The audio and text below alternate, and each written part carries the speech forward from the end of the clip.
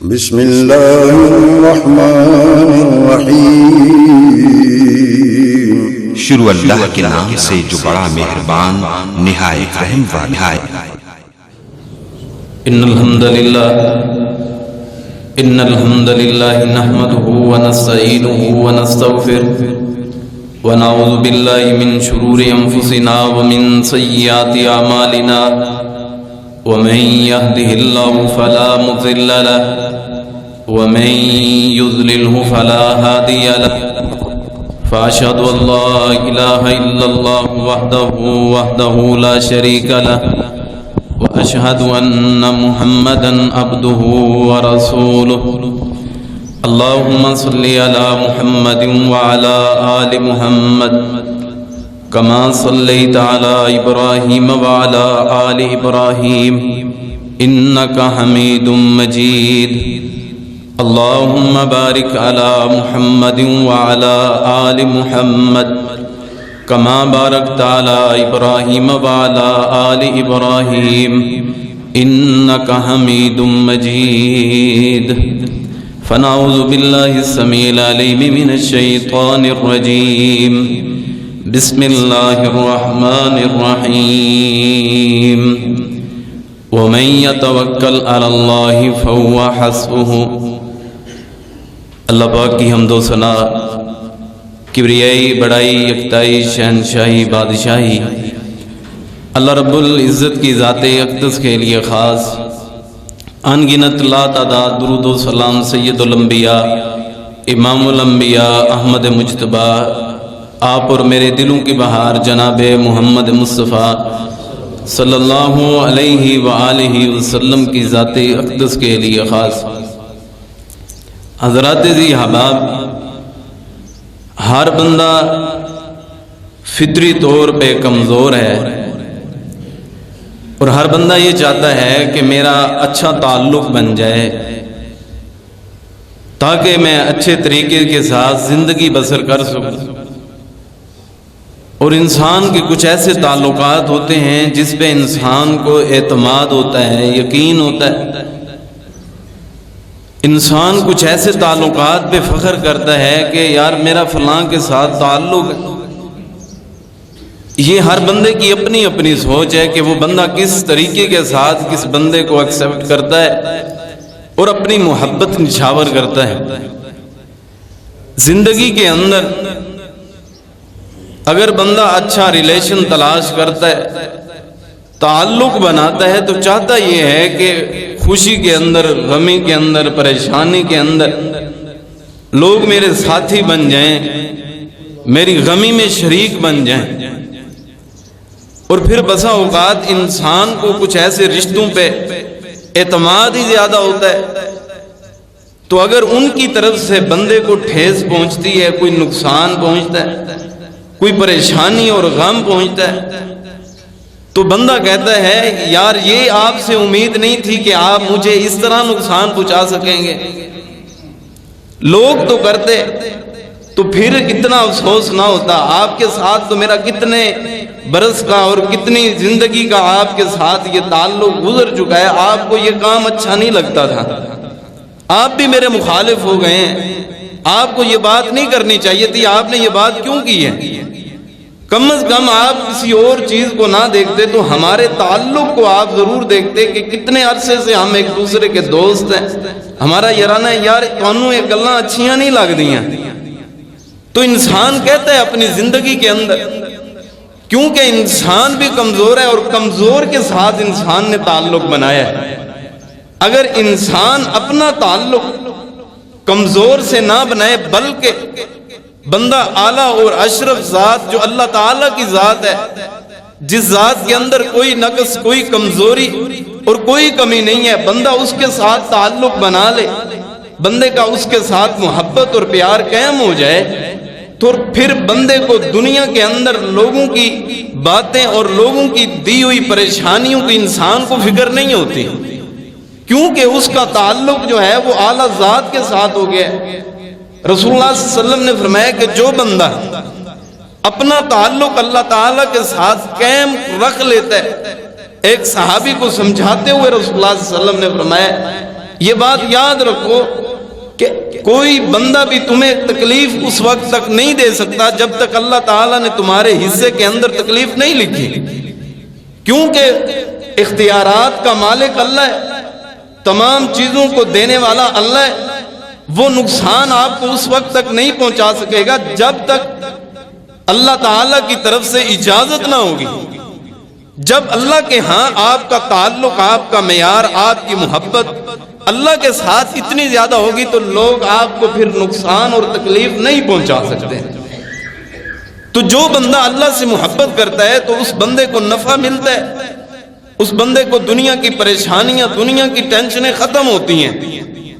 اور آج ہمارے معاشرے کے اندر عجیب کوئی روش چل چکی ہے، بندہ اپنی محنت پہ ناز کرتا ہے کہ میں اتنی محنت کر سکتا ہوں، میں نے اپنی محنت کے بلبوتے پہ فلاں کام کر لیا، فلاں کام کر لیے۔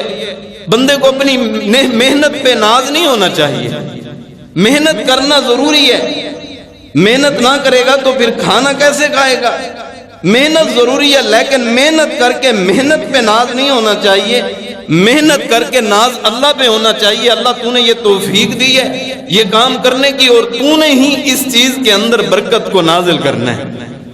جب بندہ اپنے اوپر ناز کرتا ہے، یار میں یہ کام کر سکتا ہوں اور یہ میں نے اپنی محنت کی وجہ سے، اپنے لگن کی وجہ سے کی ہے، کسی کا کوئی کمال نہیں، جب بندہ یہ کہتا ہے تو بندہ اس وقت زوال کی کھائیوں کی طرف سرک چکا ہوتا ہے۔ یہ نظریہ مشرکین کا بھی تھا۔ حضرت نوح علیہ السلام کے بیٹے نے کیا کہا تھا؟ ابا جان آپ کہتے ہیں کہ یہاں پہ پہاڑوں کے اندر سیلاب آ جائے گا، پہاڑوں کے اندر تو چشمے نظر نہیں آتے، آپ سیلاب کی باتیں کرتے ہیں اور آپ یہ باتیں کرتے ہیں۔ میں تو کہتا ہوں کہ یعصمنی من الماء، کہ مجھے پانی بچا لے گا کہ جب میں پہاڑ کی چوٹی کے اوپر چڑھ جاؤں گا۔ اب پہاڑ کی چوٹی کے اوپر جانا بچنا ٹھیک ہے، لیکن اس محنت پہ ناز کیا ہے کہ مجھے پانی سے میں بچ سکتا ہوں، پہاڑ کی چوٹی پہ پانی نہیں آ سکتا۔ تو اللہ تعالیٰ نے پانی کو دے کے سیلاب کو وہاں پہ بھیج کے اللہ تعالیٰ نے یہی اصول سمجھایا کہ بندے اپنی محنت پہ ناز نہیں کرنا، محنت کر کے ناز اللہ کے اوپر کرنا ہے کہ اللہ تو نے یہ توفیق دی ہے تو میں نے یہ پھر کام سر انجام دیا ہے۔ بندے کو اپنی محنت پہ ناز نہیں ہونا چاہیے۔ اب دیکھیں سمندروں کے اندر کیا حیثیت ہے کشتی کی کہ چند لکڑی کے ٹکڑوں کو آپس میں ملا کے جوڑ کے ان کو اچھے طریقے سے بنا کے سمندر کے اندر وہ تیر رہی ہوتی ہے، جبکہ ہم یہ بھی دیکھتے ہیں کہ سمندر کی موجیں بڑے بڑے بحری جہازوں کو نہیں چھوڑتی، جبکہ وہ بڑے بڑے بحری جہازوں کو اپنی بھنور کے اندر لپیٹ لیتی ہے، پھر وہ بندے ہلاک اور برباد ہو جاتے ہیں۔ جب ابو جہل کا بیٹا اکرمہ رسول اللہ صلی اللہ علیہ وسلم کی دعوت کو چھوڑ کے آیا تھا کہ یہ تو اللہ کی دعوت دیتے ہیں، یہاں سے جانا چاہیے، تو جب جا رہے تھے تو راستے میں جب کشتی بھنور کے اندر پھنسی تو جو ملاح تھا، کشتی چلانے والا تھا، لوگ کہتے ہیں کہ فلاں کو پکار لو، فلاں کو پکار لو، فلاں بت والے کو پکار لو، تو ملاح کہتا ہے کہ یہاں پہ کوئی بت کام نہیں آئیں گے، یہاں پہ کوئی لوگ کام نہیں آئیں گے، یہاں پہ کام آئے گی تو اللہ تعالیٰ کی ذات کام آئے گی۔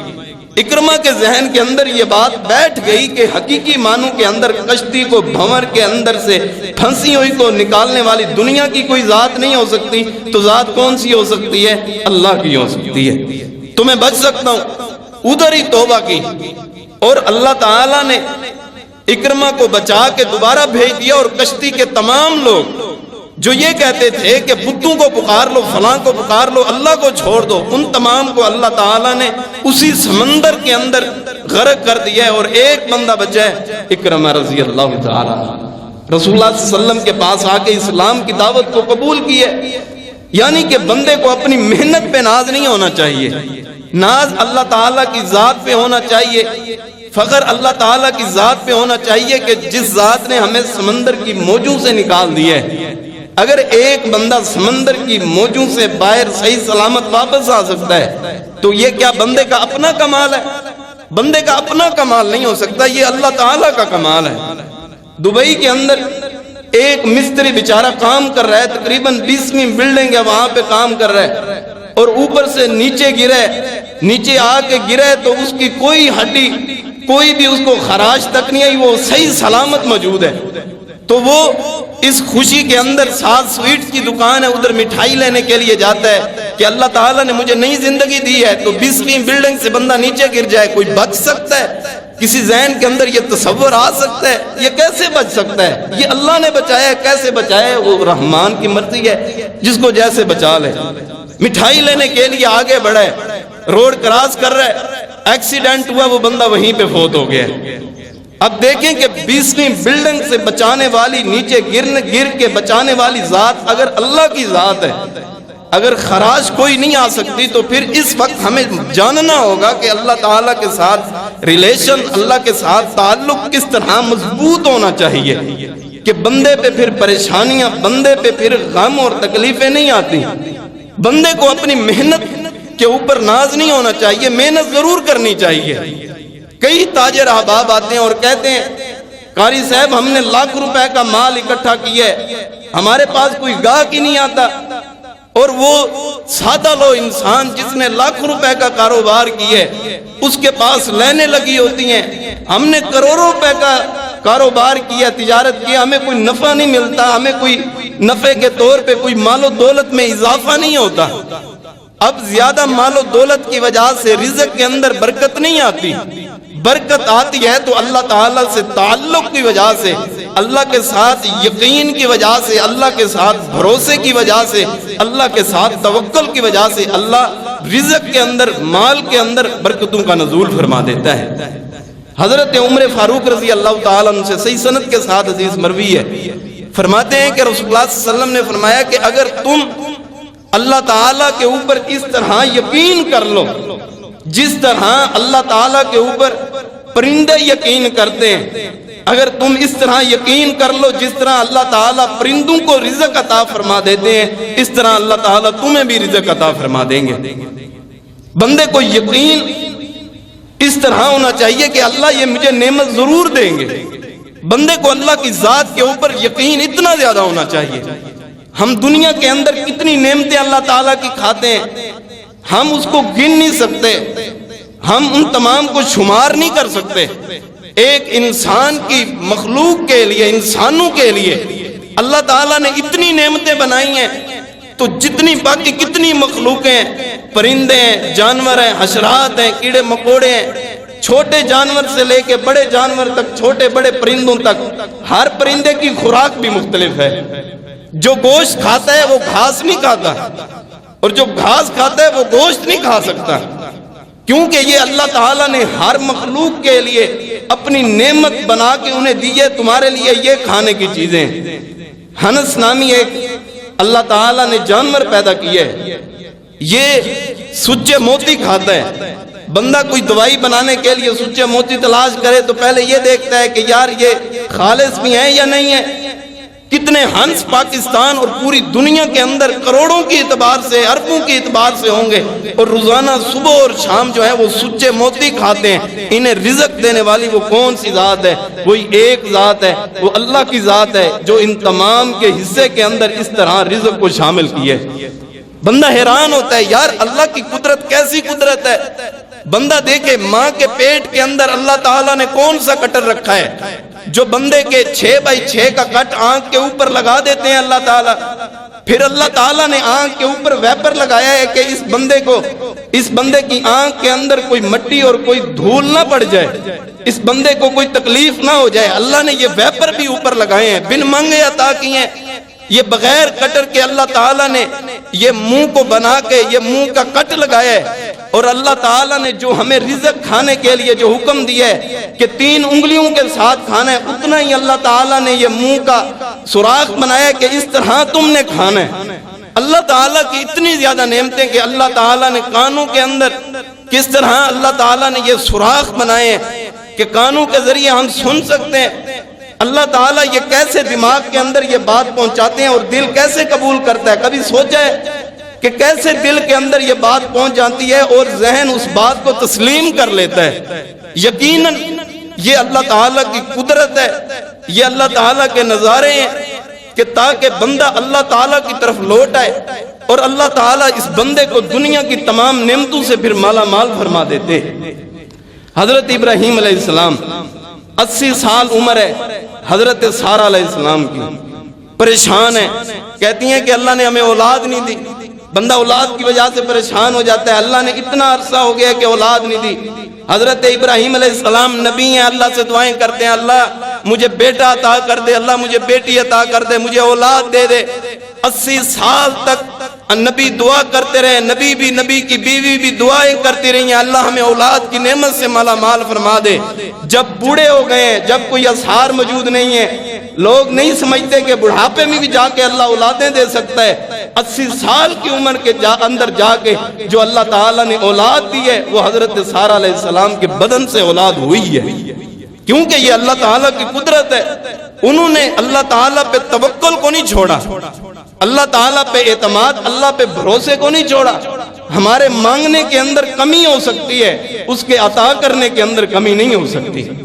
حضرت ابراہیم علیہ السلام کو دین کی دعوت دیتے ہیں، لوگوں نے منصوبہ بنائے کہ ان کو آگ کے اندر ڈال کے ان کو جلا دیا جائے، ان کو راکھ کر دیا جائے.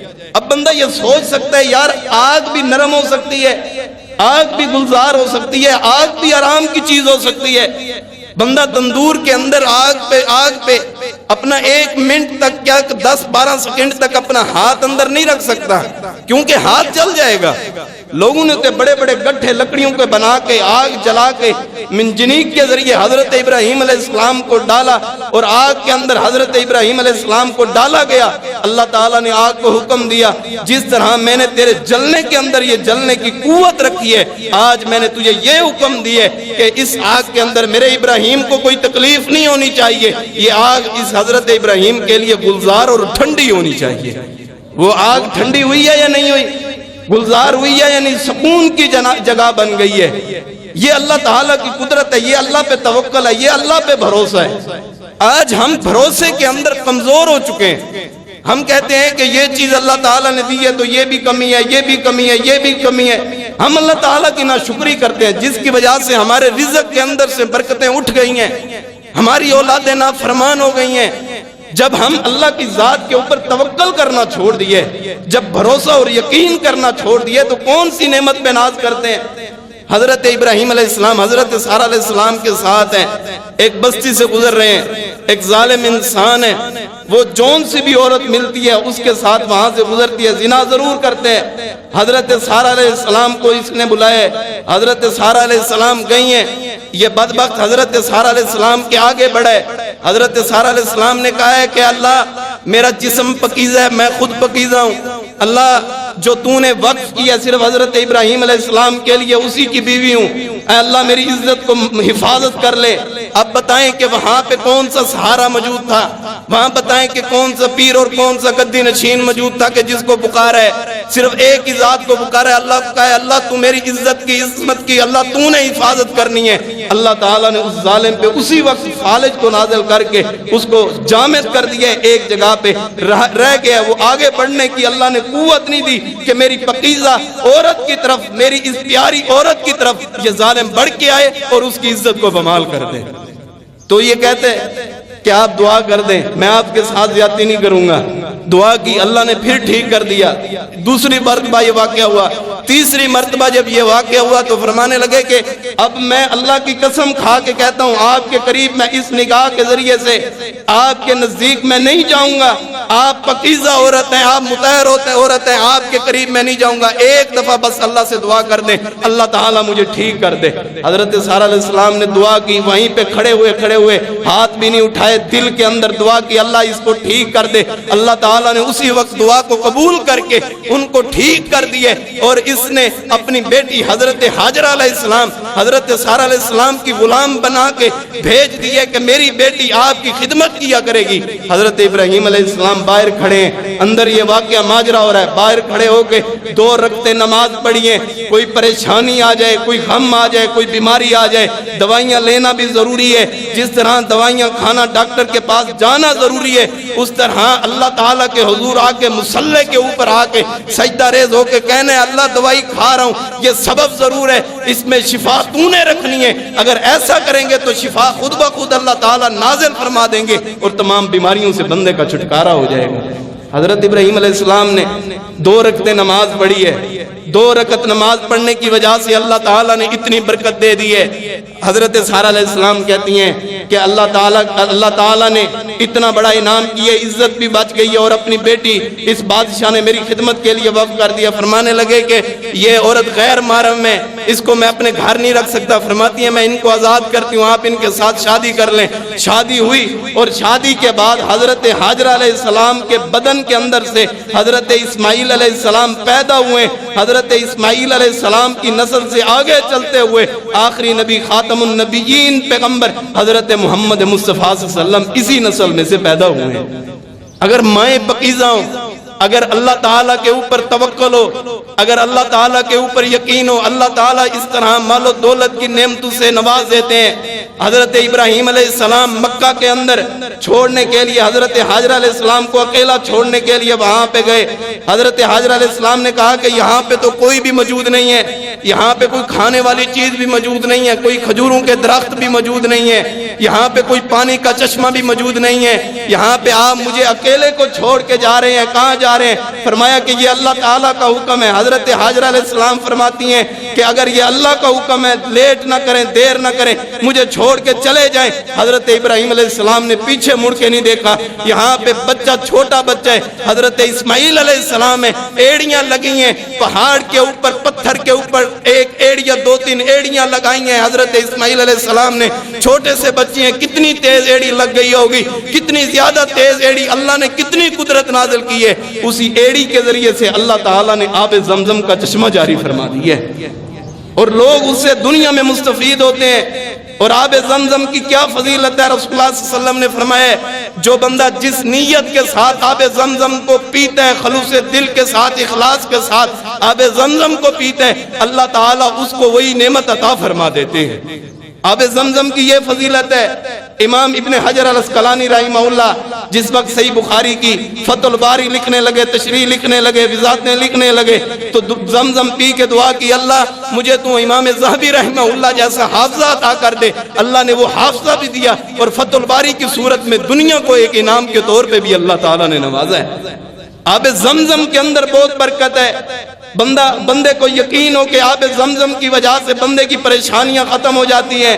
रियाज के अंदर एक डॉक्टर है, डॉक्टर खालिद हाफिज़हुल्लाह ताला, दीन के दाई भी हैं, मुबल्लिग भी हैं। उनके पास 2 मरीज है और कहने लगे कि हमें कैंसर है, कैंसर की वजह से हमारी रिपोर्टें लिखी गई और टाइम मिल गया कि मंगल वाले दिन आप आए हैं तो हफ्ते वाले दिन आपका ऑपरेशन होगा।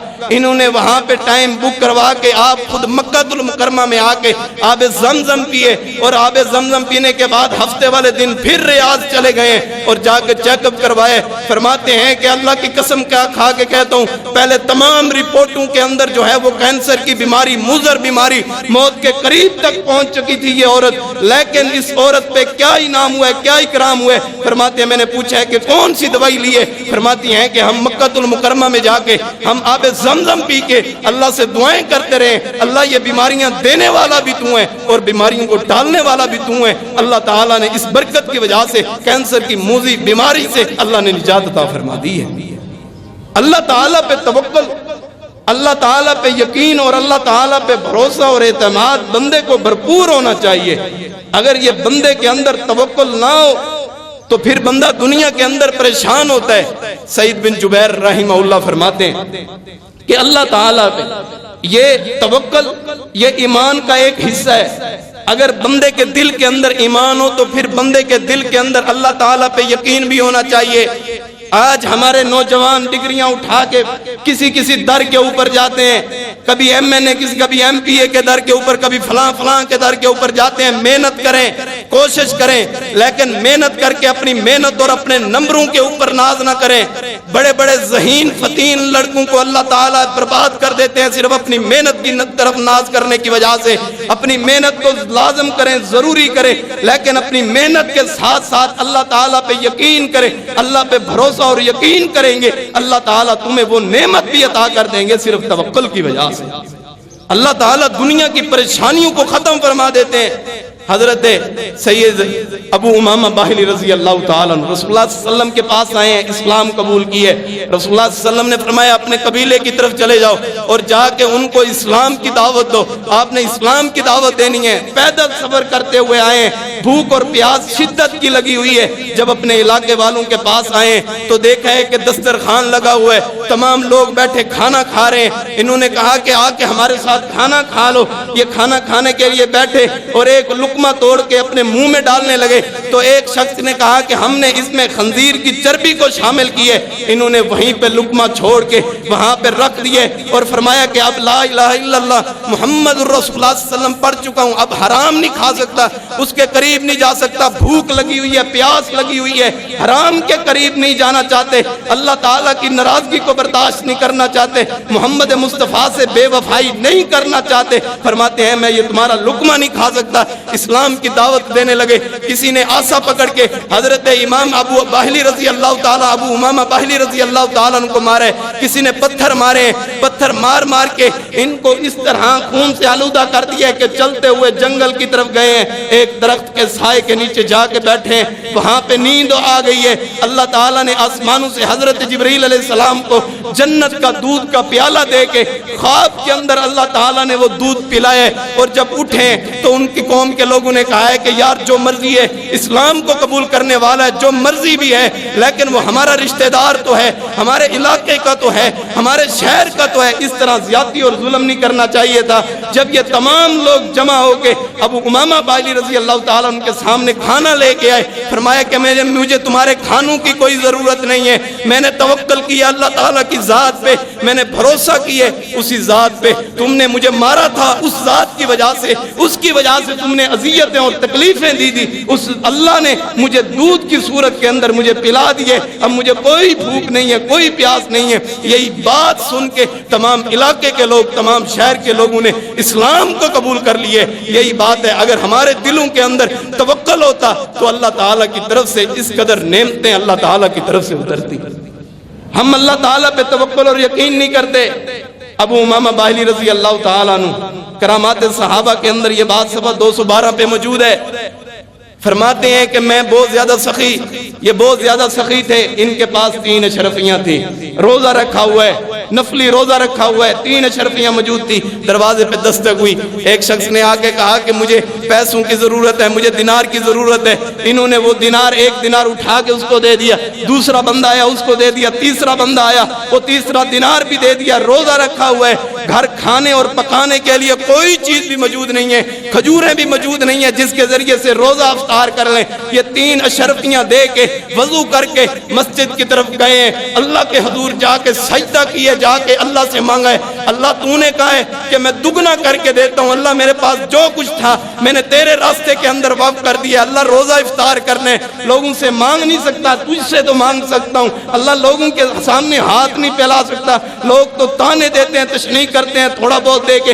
اللہ تو اپنی مہربانی کر، اللہ تو مجھے مال و دولت عطا کر دے۔ جب یہ نماز سے فارغ ہو کے اپنے گھر میں جا کے پہنچے تو ان کی باندی کہتی ہے، غلامہ کہتی ہیں کہ میں نے آپ کے بستر کے اوپر 300 دینار جو ہیں 300 دینار آپ کے بستر کے اوپر میں نے دیکھے، پتہ نہیں وہ کہاں سے آئے ہیں۔ حضرت ابو امامہ باہلی رضی اللہ تعالیٰ عنہ بڑے اور دیکھا کہ واقعی 300 دینار وہاں پہ موجود ہیں، فرمایا کہ یہ اللہ تعالیٰ کی طرف سے غیبی مدد مجھ پہ نازل ہوئی ہے، میں اللہ کے حضور جا کے سجدہ ریز ہوا ہوں، اللہ کے راستے کے اندر خرچ کیے، اللہ تعالیٰ نے 3 دینار کے بدلے کے اندر 300 دینار اللہ نے عطا فرما دیے۔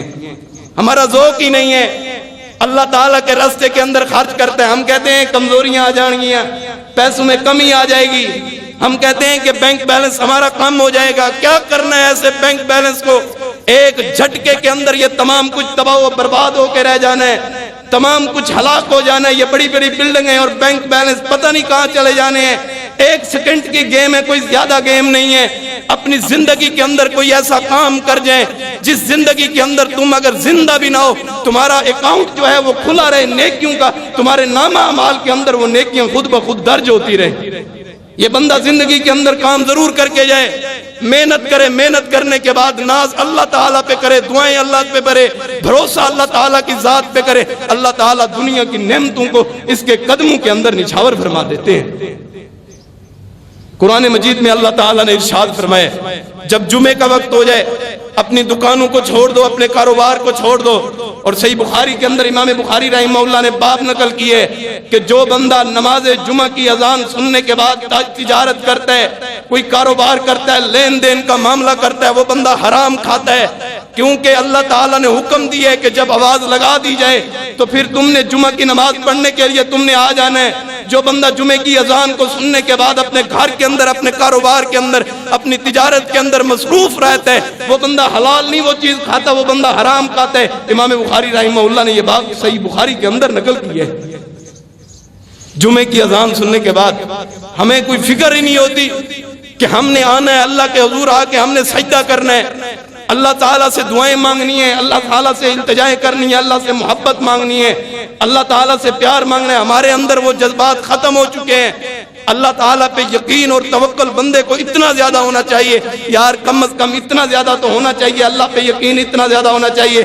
اللہ اگر آج بھی تم مجھے موت دے دے، اللہ میں تیری نعمتوں کا احسان کا بدلہ نہیں دے سکتا، لیکن اے اللہ میں نے تیری لیے یہ زندگی اپنے لیے دین کے راستے کے اندر جو وقف کی ہے، اللہ جو تو نے توفیق دی اور میں نے وقف کی ہے، اللہ یہ تیری نعمت اور یہ تیرا احسان ہے. مجھے یقین ہے تجھ پہ، مجھے بھروسہ ہے تجھ پہ، تو مجھے قبر کے عذاب سے بھی محفوظ رکھے گا اور قیامت کے عذاب سے، جہنم کے عذاب سے بھی محفوظ رکھے گا.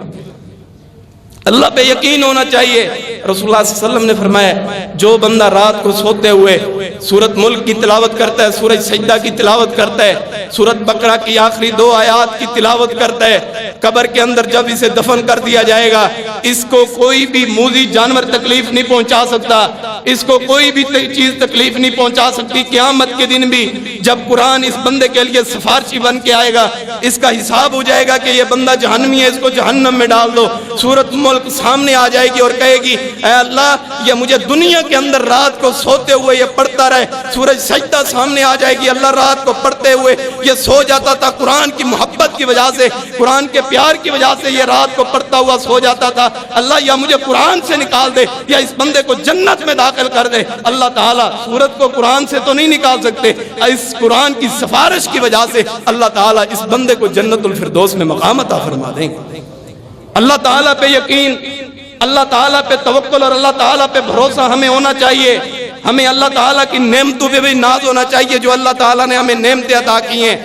ابو بکر الباقی رحمہ اللہ وقت کے بہت بڑے محدث ہیں، وقت کے بہت بڑے فقیہ ہیں. یہ عمرہ کرنے کے لیے گئے، وہاں پہ جا کے ان کے پاس جو درم و دینار تھے وہ ختم ہو گئے، تو زمزم کا پانی پی کے گزارا کرتے ہیں. تو ایک دفعہ راستے پہ جا رہے ہیں تو راستے میں دیکھا کہ ایک جو ہے وہ انہیں پیسے ملے، 500 دینار ان کو ایک پتلی کے اندر ملے. انہوں نے وہ اٹھا لیے اور اپنے گھر جا کے رکھ دیے. تو کہنے لگے کہ ایک پتلی مجھے ملی ہے، جس بندے کی ہو وہ نشانیاں دے کے واپس لے سکتا ہے. ہم کو کوئی چیز مل جائے ہم اسی وقت بے ایمان ہو جاتے ہیں. ہم یہ اعلان نہیں کرتے یار کسی بندے کی ضرورت ہو سکتی ہے. اب ان کے پاس کھانے پینے کے لیے کوئی چیز بھی موجود نہیں ہے، لیکن پیسے مل گئے، راستے سے پیسے ملے تو اٹھا کے اعلان کرتے ہیں کہ کسی بندے کی کوئی رقم بھی گم ہوئی ہو، کوئی چیز گم ہوئی ہے، وہ مجھے نشانیاں دے کے لے سکتا ہے. ایک شخص نے کہا کہ ہاں میں نشانیاں دیتا ہوں. وہ لال رنگ کی گتھلی ہے جس کے اندر میرے 500 دینار تھے، ایک نشانی کے وہ لال رنگ ہے اور دوسری نشانی کے چاندی کی تار لگی ہوئی ہے، 500 دینار ہے. انہوں نے وہی گتھلی اٹھا کے انہیں دے دی. اور یہ بات یاد رکھیں جو بندے کے دل کے اندر امانت موجود ہوتی ہے، خیانت موجود نہیں ہوتی، اللہ کی محبت موجود ہوتی ہے، اللہ تعالیٰ اس بندے کو بڑی نعمتوں کے ساتھ نواز دیتے ہیں. تو جب ایک دفعہ انہوں نے عمرہ کر کے یہ واپس اپنے علاقے کی طرف جانے لگے، ایک کشتی کے اوپر سوار ہیں، کشتی کے اوپر جا رہے ہیں سفر کرنے کے لیے. کشتی بھنور کے اندر پھنس گئی ہے، سارے لوگ ہلاک ہو گئے، سارے لوگ سمندر کے اندر غرق ہو گئے، لیکن ایک شخص جو بچے وہ ابو بکر الباقی رحمہ اللہ. اللہ تعالیٰ نے انہیں سمندر کے کنارے پہ لگائے، وہاں پہ جا کے ایک بستی میں جا کے لوگوں کو قرآن کی دعوت دیتے ہیں، حدیثیں سکھاتے ہیں، اللہ کے محبت کے اصولوں کو سکھاتے ہیں. ایک بوڑھا بابا جس کی وہ گتھلی تھی وہ دعائیں کرتا تھا، اے اللہ میں ابو بکر الباقی کو نہیں جانتا، وہ کون شخص ہے، کہاں پہ رہتا ہے، کیسے ہے، لیکن اس کی امانت کی وجہ سے اللہ میں تجھ سے دعائیں یہ کرتا ہوں، اللہ تجھ سے التجائیں یہ کرتا ہوں. میری ایک بیٹی ہے، میری زندگی میں یا میری زندگی کے بعد میں وہ میری بیٹی کے ساتھ، میری اس بیٹی کی شادی ضرور ابو بکر الباقی کے ساتھ کروانی ہے. یہ بوڑھا دعائیں کرتا کرتا فوت ہو گیا. جب قبیلے کے لوگوں کو پتہ لگا کہ یہ وہ شخص ہے، ان دونوں کا آپس کے اندر رشتہ ہو گئے، جب رشتہ ہوا ہے تو جب یہ اپنی بیوی کے پاس گئے ہیں تو سامنے جا کے کیا دیکھا ہے کہ بیوی کے گلے کے اندر وہ ہار موجود ہے اور وہ دینار موجود ہے جو گٹھلی کے اندر ان کو ملے تھے۔ تو دیکھیں اللہ تعالیٰ نے کس طرح نعمت سے نوازا ہے۔ وہ 500 دینار چھوڑ کے آئے تھے، وہ ہار چھوڑ کے آئے تھے، وہ ہار بھی اللہ تعالیٰ نے عطا کر دیے، درم و دینار بھی عطا کر دیے، اور اللہ تعالیٰ نے پاکیزہ عورت بھی عطا فرما دی ہے۔ بندے کو توکل اللہ پہ ہونا چاہیے، مانگا اللہ سے ہے، پھر وہ چھپا نہیں لیا بلکہ پھر توکل اللہ پہ کیا، اللہ یہ تو نے جو مال و دولت دی ہے یہ بندے پہ آزمائش ہوتی ہے۔ اللہ تعالیٰ بندے کو آزماتے ہیں، زیادہ مال دے کے آزماتے ہیں، کم مال دے کے بھی آزماتے ہیں کہ یہ بندہ میرے قریب کتنا زیادہ ہے۔ حضرت مریم علیہ السلام کمرے کے اندر موجود ہیں، بند کمرے، وہاں پہ حضرت زکریا علیہ السلام آتے ہیں اور فرماتے ہیں کہ مریم یہ کیا ہے آپ کے سامنے، یہ پھلوں کی ڈشیں یہ کہاں سے آئی ہیں؟ یہ تو یہاں کے علاقے کے یہ فروٹ بھی نہیں ہے، وہ موسم بھی نہیں ہے، بن مانگے تم نے یہ کیسے بغیر موسمی جو ہے یہ پھل تم نے یہاں پہ رکھے ہوئے، یہ کہاں سے آئے ہیں؟ فرمایا کہ یہ میرا کمال نہیں ہے، یہ اللہ کا کمال ہے۔ اللہ تعالیٰ نے غیبی مدد کے ذریعے سے میرے کمرے کے اندر پھلوں کو بھیج دیے۔ اللہ تعالیٰ بن مانگے بغیر موسمی پھلوں کو اگر ایک کمرے کے اندر پہنچا سکتا ہے تو پھر اللہ تعالیٰ تمہارے رزق کے اندر بھی برکتیں عطا فرما سکتا ہے۔ یقین ہونا چاہیے اللہ کی ذات پہ، بھروسہ ہونا چاہیے اللہ کی ذات کے اوپر۔ حضرت مریم علیہ السلام کے پیٹ کے اندر جس وقت حضرت عیسیٰ علیہ السلام ہے تو اللہ تعالیٰ نے حکم دیا کہ آپ نے فلاں درخت کے نیچے جا کے اس کے تنے کو ہلانا ہے۔ تنا جو کھجور کا تنا تو بڑا سخت ہوتا ہے، 4-5 جوان بھی مل جائیں تو پھر بھی کھجور کا تنا حرکت نہیں کرتا۔ ایک عورت ذات جو ہے وہ کس طرح کھجور کے تنے کو ہلا سکتی ہے؟ اور قرآن مجید کے اندر بھی موجود ہے کہ اللہ تعالیٰ نے حکم دیا کہ اس تنے کو آپ نے ہلانا ہے، اور یہ تنا جو ہے یہ خشک تنا ہے، فرمایا کہ ہلانا آپ کا کام ہے، اور اوپر سے کھجوروں کو نازل کرنا اور بھیجنا، اور اسی درخت سے نازل کرنا، اور اسی درخت کے ذریعے آپ کو خوراک مہیا کرنا میں اللہ کا کام ہے۔ بھروسہ کرنا، یقین کرنا اور یہ سبب اختیار کرنا تمہارا کام ہے، نعمت دینا میرے اللہ کا کام ہے۔ انہوں نے تنے کو ہلایا اور اللہ تعالیٰ نے وہ نعمت کو نازل فرما دیا، نازل فرما کے وہ کھجوریں آئیں اور وہ کھجوریں کھائیں۔ پھر حضرت مریم علیہ السلام پہ تہمت لگی ہے، اللہ نے فرمایا پریشان نہیں ہونا، اگر تم نے مجھ پہ توکل کیے، مجھ پہ بھروسہ کیے تو حضرت عیسیٰ علیہ السلام وہ ہیں جنہوں نے بول کے کہا تھا کہ میں اللہ کی طرف سے آیا ہوں، میری ماں نے کسی کے ساتھ زیادتی نہیں کی، تم زیادتی کی طرف منسوب کرتے ہو، میری اماں جان پاکیزہ ہیں، مطہر ہیں، یہ اللہ تعالیٰ کی طرف سے ایسا ہوا ہے، یہ معاملہ تمام اللہ کی طرف سے ہے، میری ماں پہ الزام نہ لگا۔ کیونکہ والدہ نے یقین کیے، والدہ نے بھروسہ کیے اللہ تعالیٰ کی ذات پہ۔ آج ہمیں کیا بھروسہ ہے؟ ہم گاڑی لے کے 70-80 لاکھ کی گاڑی لے کے اس کے اوپر کالے رنگ کی پٹی لگا دیتے ہیں کہ گاڑی کو نظر نہیں لگنی، ہم اپنے آپ پہ دھاگا باندھ لیتے ہیں کہ ہمیں نظر نہیں لگنی، ہم اپنے گھروں کے اوپر جو ہے وہ الٹی ہنڈیاں لٹکا دیتے ہیں تاکہ ہمارے گھر کو کوئی نظر نہ لگے، کوئی جادو نہ کرے، کوئی ٹونا نہ کرے، ہم پاؤں کے اندر کڑے پہن لیتے ہیں، ہم ان کو ولایت کا درجہ دے دیتے ہیں۔ یہ کوئی سبب ہے؟ یہ تو جہلیت ہے، یہ سبب نہیں ہے۔ ہم نے ان پہ توکل کیا، دھاگوں پہ اوپر توکل کرنا چھوڑ دو، تویزوں پہ توکل کرنا چھوڑ دو، یہ ہنڈیاں اور یہ ٹاکیوں اور یہ جوتوں کو لٹکانا چھوڑ دو، توکل کرو صرف اللہ تعالیٰ کی ذات کے اوپر۔ کوئی بھی بندہ آپ کو نقصان نہیں پہنچا سکتا، اذیت نہیں دے سکتا جب اللہ آپ کے ساتھ ہے۔ اور اللہ تعالیٰ نے فرمایا ان اللہ یحب المتقین، اللہ تعالیٰ متقین سے محبت کرتے ہیں، اور پھر فرمایا ان اللہ یحب المتوکلین، جو بندے اللہ کے ساتھ توکل کرتے ہیں اللہ تعالیٰ ان بندوں سے محبت کرتے ہیں، اللہ تعالیٰ ان بندوں سے پیار کرتے ہیں۔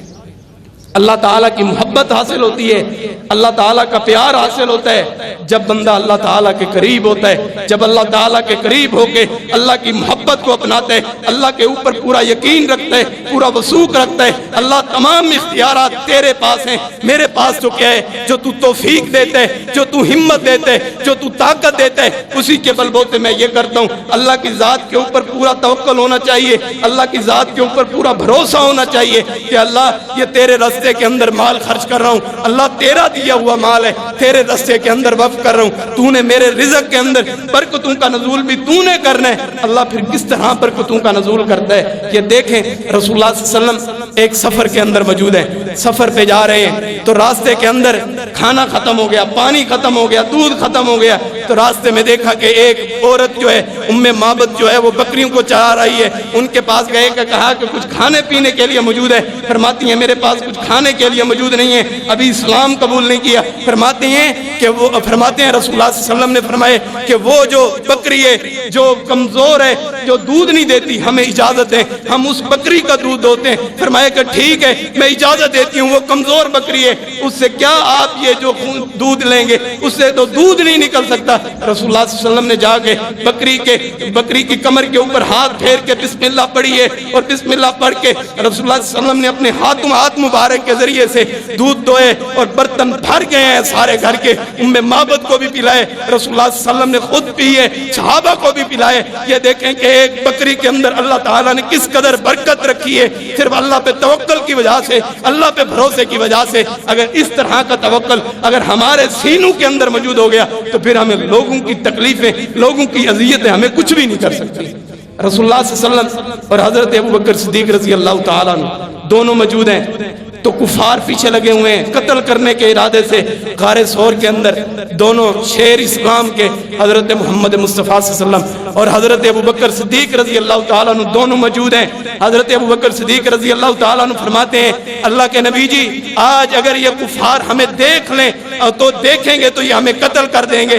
حضرت محمد مصطفیٰ صلی اللہ علیہ وسلم نے فرمایا گھبراتے کیوں, لا تحزن ان اللہ معنا, تم گھبراتے کیوں, غم کیوں کرتے ہو, ہمارے ساتھ تو اللہ ہے, ہم دو ہیں اور تیسرا ہمارے ساتھ اللہ ہے. وہ وہاں پہ آ کے کھڑے رہے, لیکن نیچے دیکھنے کی قدرت اللہ تعالیٰ نے نہ دی. غار ثور سے بچا کے, کفار کے ان شکنڈوں سے نکال کے, پروپگنڈوں سے نکال کے اللہ تعالیٰ نے صحیح سلامت محمد مصطفیٰ کو, حضرت ابو بکر صدیق رضی اللہ تعالیٰ عنہ کو مدینہ کے اندر پہنچایا. کوئی بندہ بھی تکلیف نہیں دے سکتا, اذیت نہیں دے سکتا. جب بندے کا توکل, بھروسہ, یقین اللہ کی ذات کے اوپر ہو تو کوئی بندے کو تکلیف نہیں دے سکتا. صحیح حدیث ہے, رسول اللہ صلی اللہ علیہ وسلم ایک درخت کے نیچے لیٹے ہوئے ہیں, ایک کافر نے آ کے تلوار اٹھا لیے اور کہا ہے کہ میں آپ کو قتل کرنا چاہتا ہوں. رسول اللہ صلی اللہ علیہ وسلم سوئے ہوئے تھے, جاگ گئے, فرمایا کہ میں آپ کو قتل کرنا چاہتا ہوں. رسول اللہ صلی اللہ علیہ وسلم نے فرمایا تو مجھے کیسے قتل کر سکتے ہے, میرے ساتھ تو اللہ ہے, مجھے اللہ تعالیٰ نے بچانا ہے. یہی بات کی تو اس کافر کے ہاتھ کے اندر سے تلوار چھوٹ گئی. یہ قوت جو طاقت اللہ تعالیٰ نے ہاتھ میں دی تھی وہ طاقت اللہ نے سلب کر کے تلوار نیچے گری ہے. محمد مصطفیٰ صلی اللہ علیہ وسلم نے تلوار کو پکڑ لیے اور فرمایا کہ اب بتا, اب تجھے کون نجات دلوائے گا, کون بچائے گا اس تلوار سے. فرماتے ہیں کہ اللہ کے نبی جی مجھے معاف کر دیجئے, بات سمجھ آ گئی ہے کہ اللہ پہ توکل کا معنی کیا ہے, اللہ سے محبت اور اللہ سے پیار کا معنی کیا ہے. میں آج کے بعد کفار کے ساتھ نہیں رہوں گا, آپ کے ساتھ رہوں گا. کلمہ پڑھائیں اور مجھے صحابی بنا لیں, مجھے مسلمان بنا لیں. یہ اللہ پہ توکل کی وجہ سے, اللہ پہ بھروسے کی وجہ سے اس بندے کو اللہ نے صحابی بنائے, صرف حضرت محمد مصطفیٰ کے توکل کی وجہ سے, بھروسے کی وجہ سے. آج اگر ہمارا توکل اچھا بن جائے تو ہم بے شمار نعمتوں سے مالا مال ہو سکتے ہیں. سنن ابن ماجہ کی آخری حدیث اور اجازت, ایک بڑھیا عورت ہے, کام کاج کرتی ہے. تفسیر کے ساتھ مختلف حدیث میں امام ابن ماجہ رحمہ اللہ نے پوری حدیث بیان کی ہے. فرماتے ہیں کہ ایک بڑھیا عورت ہے, ایک گھر کے اندر کام کرتی ہے. ایک جو بادشاہ ہے اس کی بیٹی نہانے کے لیے گئی, اپنا ہار باہر رکھا ہے, پتھر کے اوپر ہار رکھ دیے. ایک چیل نے آ کے ہار اٹھا لیے اور ہار اٹھا کے لے گئے. تو یہ عورت, یہ لڑکی جو ہے یہ باہر آئی ہے, اس نے کہا کہ میرا ہار یہاں پڑا ہوا تھا, آپ نے اٹھایا, آپ نے چوری کی ہے. فرماتی ہیں کہ میں نے یہ آپ کا ہار نہیں اٹھایا, مجھے تو کوئی پتہ بھی نہیں ہے کہ آپ نے ہار رکھا یا نہیں رکھا, مجھے تو کوئی علم بھی نہیں ہے. فرماتی ہیں نہیں, آپ نے ہار چوری کی ہے, آپ ہار بتا دیں, لیکن میرے ابا آئیں گے تو آپ کو پورے چوک کے اندر آپ کا لباس اتار کے آپ کی چیکنگ کی جائے گی, آپ کی تلاشی کی جائے گی. فرماتی ہیں کہ نہیں میرے پاس ہار موجود نہیں ہے. اس کا والد آیا, عورت کو بازار میں لے جا کے اس کا لباس اتارنے کے لیے کوشش کی گئی. اس عورت نے دل کے اندر اللہ سے دعا کی, اللہ میں نے تیرا نام سن رکھا ہے, اللہ محمد مصطفیٰ کا نام سن رکھا ہے, میں اس کا کلمہ پڑھنا چاہتی ہوں, اللہ میری عزت کو محفوظ محفوظ کر لے، یہ ظالم میری عزت کو پامال کرنا چاہتے ہیں، اللہ تو میری عزت کو محفوظ کر لے۔